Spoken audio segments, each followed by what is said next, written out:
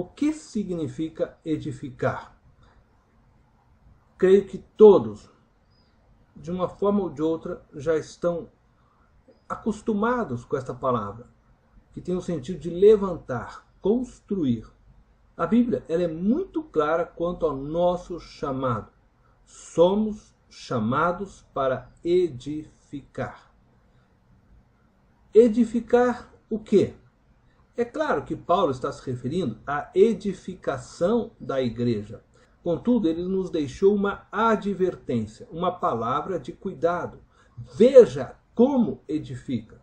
É diante dessa palavra de advertência que eu os convido a uma reflexão nesse dia. Como estamos edificando a igreja de Cristo?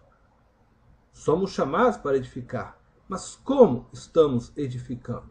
Quero começar primeiro respondendo a seguinte pergunta: sobre o que estamos edificando nossa igreja?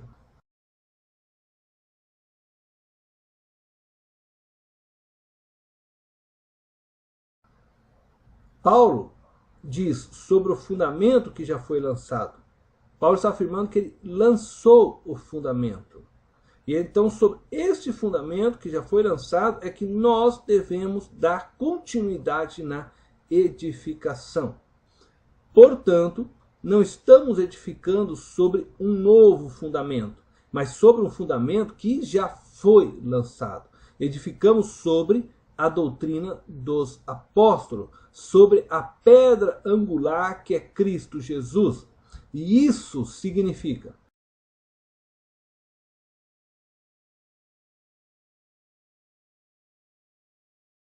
não estamos criando uma nova igreja.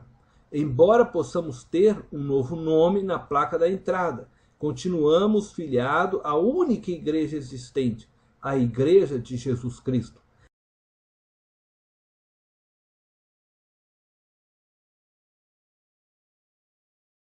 Não estamos criando novas doutrinas, embora muitas vezes nos contextualizamos aos novos costumes, à nova linguagem, a uma nova roupagem que o Evangelho faz para alcançar aqueles que ainda não se renderam a este Evangelho.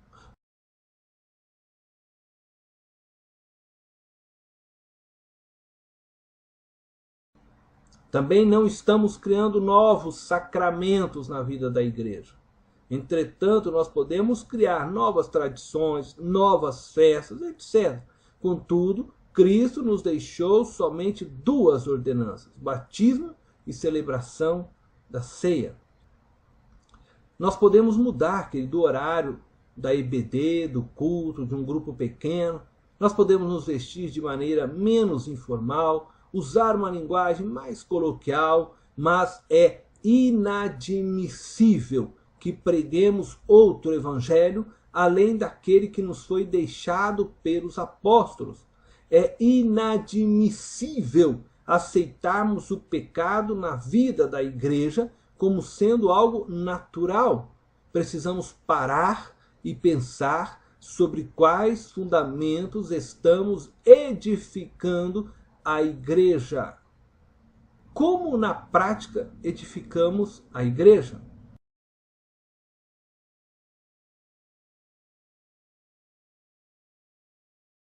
Na mutualidade. 1 Tessalonicenses, capítulo 5, verso 11, deixa bem claro que nós devemos nos edificar. O texto nos chama para a responsabilidade de crescermos como igreja, isto é, como um corpo. Eu devo crescer, mas não basta o meu crescer. Devo trabalhar para que o corpo do qual faço parte cresça. Toda ação da igreja ela deve ser planejada para edificação de todo o corpo. Se não promove a comunhão, a unidade, a paz, não serve. Se edifica só a própria pessoa, também não serve, porque o corpo ele não recebeu o crescimento que deveria ser gerado na comunhão. E é por essa razão que Paulo diz: que prefere falar na igreja 5 palavras com seu entendimento para instruir outros a falar 1000 palavras em outras línguas onde ninguém seria edificado, conforme ele descreve a sua carta à igreja de Corinto, na primeira carta, capítulo 14, verso 19.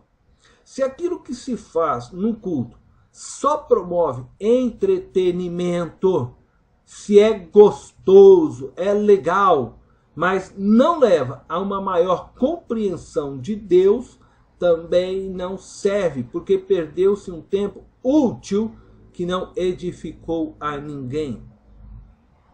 Se aquilo que eu faço, ele é correto, em minha opinião pessoal, mas leva à divisão e a facções, promove contendas, também não serve, porque ao invés de construir, estou destruindo. Se estamos mais avançados em fé e espiritualidade, isto é, se alcançamos um degrau da qual possamos nos dizer que somos mais fortes na fé, e aí nós tentamos incutir a nossa forma de ver a outros, sem que estes estejam preparados para entendê-la, também não serve, porque além de não edificar, nós criaremos muro de separações. Se a nossa pregação ela não tem um propósito claro e um objetivo preciso, também não serve, porque a prolixidade não produz edificação. A exortação e a correção são coisas boas para a igreja, mas se elas não são feitas com uma profunda humildade daquele que exorta, ela não serve, porque a soberba impede que o outro aceite aquilo que você fala. Se eu recebo de Deus uma revelação, recebo um sonho, uma visão, mas a minha compreensão daquilo não está clara para mim, eu também não devo passar isso adiante, enquanto não houver da minha parte total discernimento. Porque Deus não pretende deixar sua igreja confusa, com coisas enigmáticas. Deus não é Deus de confusão. Enfim, queridos, é necessário que a igreja de Cristo, em todas as suas ações, ela busque sempre a edificação de seus membros. As orações, as mensagens, os cânticos, as profecias, se houver, os testemunhos e tudo mais que se faz, ela precisa ter um propósito único: edificar a igreja. Uma terceira pergunta que eu gostaria de responder sobre esse tema edificar: para que edificamos a igreja?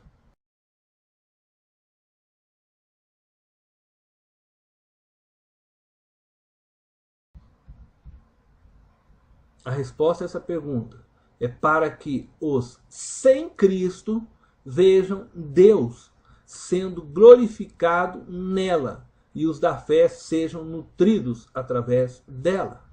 Outro dia eu estava pensando e me perguntando: por que eu vou à igreja todos os domingos? Para ouvir mais um sermão? Se já sei tudo o que acontece lá, eu já conheço todas as passagens da Bíblia, por que eu continuo indo à igreja?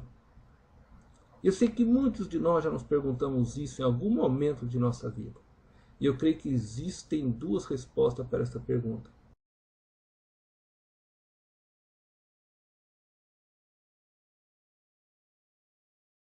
A primeira resposta que eu encontrei que me satisfez, ela está em Mateus capítulo 5, verso 16. Assim brilhe também a vossa luz diante dos homens, para que vejam as vossas boas obras e glorifique a vosso Pai que está nos céus. As pessoas sem Cristo, sem Jesus, precisam da igreja. Elas precisam de mim e de você.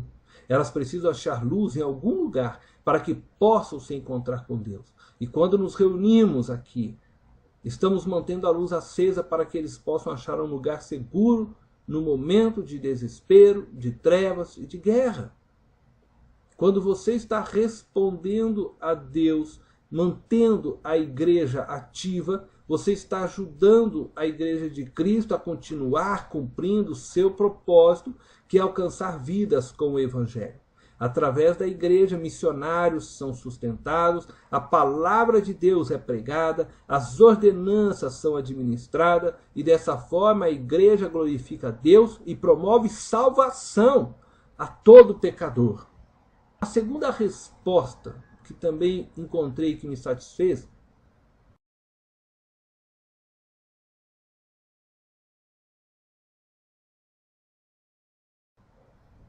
e que me move a continuar pastoreando, ela se encontra em Efésios, capítulo 4, do verso 11 ao 16. Nesses versos, o apóstolo Paulo diz que Jesus Cristo distribuiu 5 ministérios na igreja com vistas ao aperfeiçoamento dos santos, para que estes possam desempenhar bem o seu serviço, até que todos cheguem à maturidade desejada por Deus. Isto é, que todos nos tornemos como Cristo. Portanto, o nosso ministério, o nosso serviço na igreja, ele tem o fim de ajudar cada vida que está nela a se tornar madura espiritualmente. Então, quando eu vou na igreja, eu faço uma obra da qual estou ajudando a salvar pecadores, eu participo dessa obra e também participo da obra de estar levando outros irmãos em Cristo a uma maturidade espiritual. Por isso nos reunimos na igreja, por isso nos reunimos naquele santo lugar.